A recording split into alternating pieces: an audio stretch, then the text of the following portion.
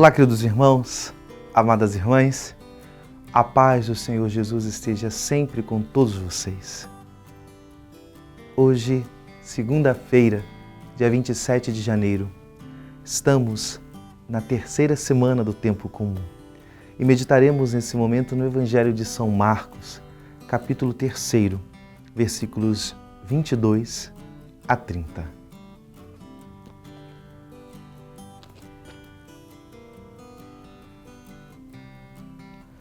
Naquele tempo, os mestres da lei que tinham vindo de Jerusalém diziam que ele estava possuído por Beelzebu e que pelo príncipe dos demônios ele expulsava os demônios. Então Jesus chamou e falou-lhes em parábola: Como é que Satanás pode expulsar a Satanás? Se um reino se divide contra si mesmo, ele não poderá manter-se. Se uma família se divide contra si mesma, ela não poderá manter-se. Assim, se Satanás se levanta contra si mesmo e se divide, não poderá sobreviver, mas será destruído.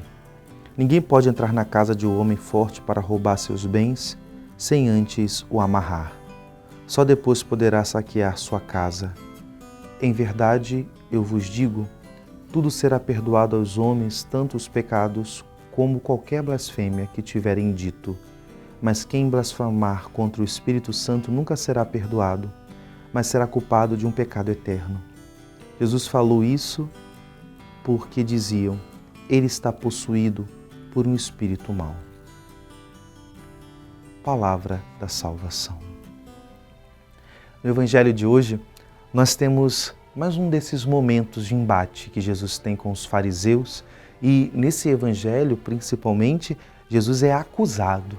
Não é só um questionamento, como em outros evangelhos, uma crítica, mas Jesus é acusado de que os seus feitos, as suas atitudes, principalmente os seus milagres, os seus exorcismos, ele age a partir de Beelzebu, a partir do demônio.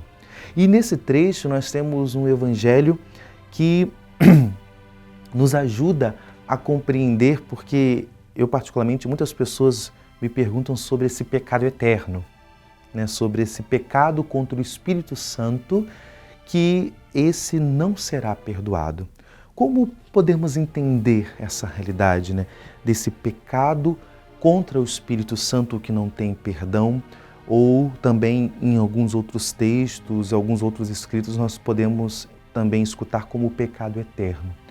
Que consiste isso? Como podemos entender? O pecado contra o Espírito Santo é o pecado da descrença, de não acreditar, da falta de fé na misericórdia de Deus. É não acreditar que Deus pode perdoar, que a graça dele possa agir de modo profundo. É essa realidade de não reconhecer de modo profundo a graça e o dom do perdão e da misericórdia de Deus. É desconfiar disso, é não crer na misericórdia de Deus. Há uma doença espiritual que, principalmente, os santos muitas das vezes trabalharam isso, que é o escrúpulo. A pessoa escrupulosa é aquela que, muitas das vezes, ela valoriza, ela dá uma grande valorização, uma grande importância ao pecado e por isso que ao pecar, ao errar, ela se desespera do que a misericórdia de Deus. Um outro lado disso, que também é uma doença, é a tibieza, que é aquela realidade de uma vida laxa, de que é sempre achar que Deus perdoa tudo, então eu posso fazer o que quiser, é viver uma vida sem critério, sem preocupação. São os dois extremos que são tão danosos quanto. Uma tibieza, uma preguiça, um laxismo e um escrúpulo, onde vê pecado em tudo, onde se desespera perante o pecado ou quando não reconhece, deixa que a culpa massacre de uma forma violenta e que não crê no dom e na misericórdia de Deus. Principalmente, essas duas realidades, elas cair né, no pecado, nesse pecado. E muitas das vezes as pessoas não têm consciência, né, disso, então não se pode configurar, tem que haver consciência. Mas por que Jesus critica? Porque os fariseus, apesar de conhecerem a lei, apesar de terem uma instrução, eles não tinham fé.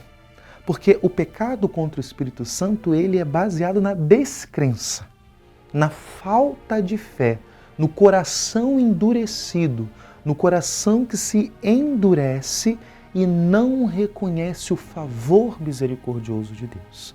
Então, somente para nós esclarecermos, para entendermos isso. E por outro lado, talvez nós podemos pedir a graça do Senhor, né, para vivermos o equilíbrio na nossa vida espiritual.